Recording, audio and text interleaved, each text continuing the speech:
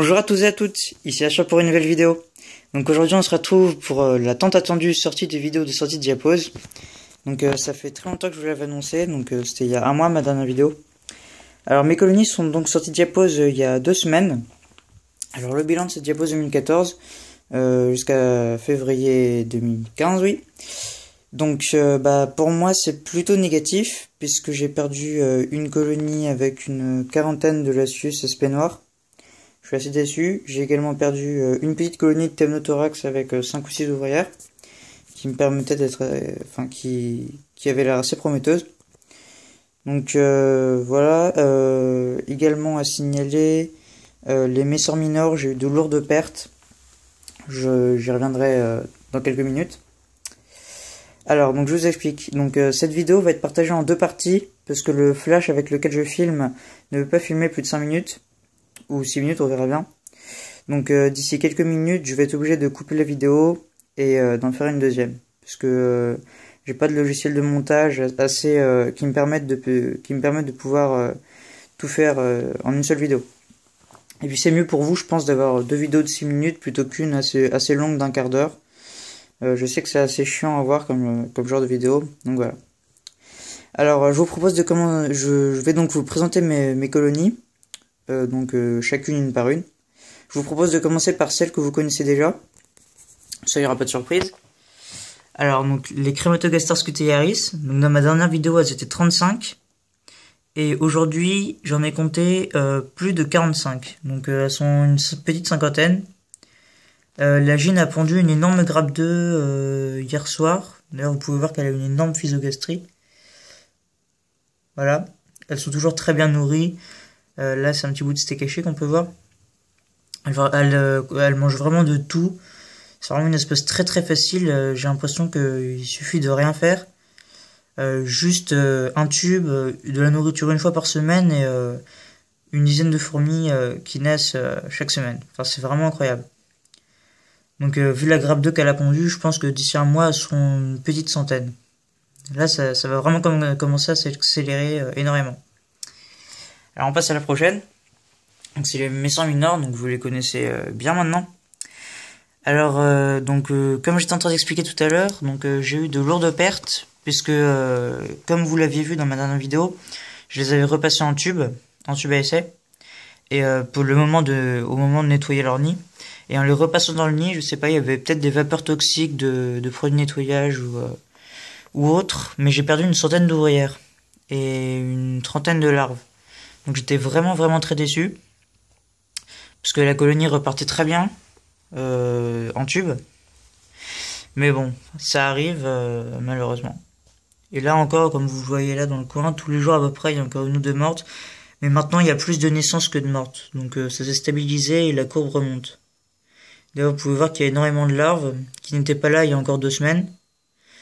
Donc tout ça, c'est des larves qui viennent de naître. Donc il y a 2 semaines après la ponte de sortie de Diapose.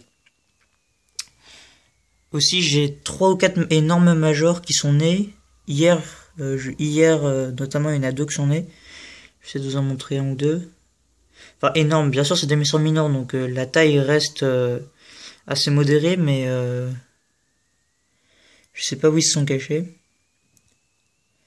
Enfin, il y a quand même un très fort polymorphisme chez cette espèce.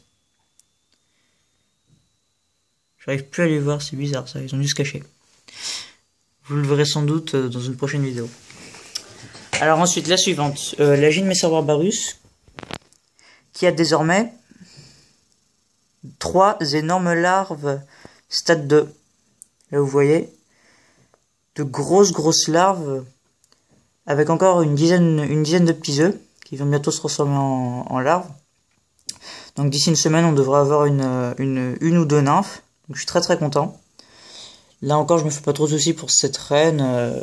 Tout va bien se passer. La fondation risque d'être assez lente, mais après, ça sera que du bonheur. La suivante. Donc alors là, c'est une colonie que je vous avais pas encore présentée. Donc ce sont des Lasius emarginatus. J'ai trouvé la Gine cet été. Donc vous ne voyez rien dans le tube. Bien, tout simplement parce que là, c'est un petit tube en en plastique où j'avais fait fonder l'arène et elle ne voulait pas en sortir, donc j'étais obligé de mettre ce tube. Voilà, qu'est-ce que je vous disais, le flash s'est éteint. Donc j'étais obligé de mettre ce tube dans un tube à essai. Bon, et elles font avec, elles se sont aménagées un petit coin. Donc tout va bien. J'ai observé quelques œufs, il y a également des larves. Donc tout va bien pour cette espèce. Là vous voyez 2 ouvrières en train de fourrager dans l'aire de chasse. Je les ai nourris hier. Voilà. Alors ensuite, je mets de la lumière. Alors ici se trouve une gine que je n'arrive pas à identifier. Donc c'est une gine que j'ai trouvée cet été en Loire-Atlantique. Donc si quelqu'un pouvait m'aider pour son identification, ça serait vraiment sympa. Parce que elle a déjà quelques œufs et je sais toujours pas ce que c'est comme espèce. Hop, la mise au point. Voilà, excusez-moi, j'ai dû rajouter une lumière supplémentaire parce qu'on voyait pas. Donc cette gine a une quinzaine d'œufs actuellement.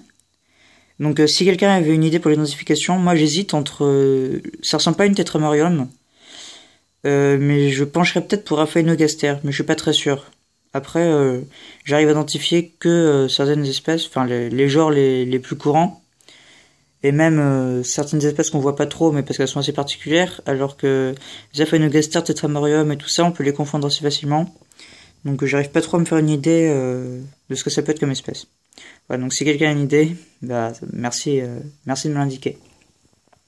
Alors ensuite, donc on se retrouve avec mes 2 dernières fondations de Lasius aspect noir. Alors pourquoi mes 2 dernières? Bah parce que j'en ai déjà donné 4 ou 5. Donc là c'est une gine seule que j'ai trouvée fin octobre au sol, donc je sais pas ce qu'elle faisait là. Elle a pondu sur le temps de la diapose. Donc si j'arrive à la faire fonder, je pense que j'organiserai un concours pour la faire gagner sur ma chaîne. Voilà. Donc je vous le dis dès maintenant. Mais donc déjà j'attendrai qu'elle ait au moins 5 ou 6 ouvrières pour être sûr de sa fécondité et que la colonie se porte bien, histoire de pas avoir de problème. Voilà. Et la dernière fondation que je vais vous présenter dans cette partie de vidéo, c'est une autre gine Lasius aspect noir. Ah, ça m'énerve ça, la mise au point, voilà. Qui celle-ci a un très très beau couvain, donc déjà vous regardez son gastre un peu, on a l'impression qu'il va exploser tellement je lui ai donné à manger en sortant de la diapose. Parce que ça fait depuis cet été que je l'avais cette gine, elle avait un peu de mal à fonder. Elle avait pondu quelques œufs avant la diapose qui avait pas l'air de trop évoluer. Et dès la sortie, les œufs ont éclos, se sont transformés en larves. Et là, il y a actuellement 2 petits cocons. Donc ça veut dire que d'ici 1 ou 2 semaines, on devrait avoir les premières ouvrières. Et à partir de là, donc tout va très bien se passer, le développement va s'accélérer. En tout cas, je suis impressionné par la physiogastrie de la gine. Voilà, donc c'est fini pour la première partie de la vidéo. Donc je vous propose de laisser un commentaire, de liker.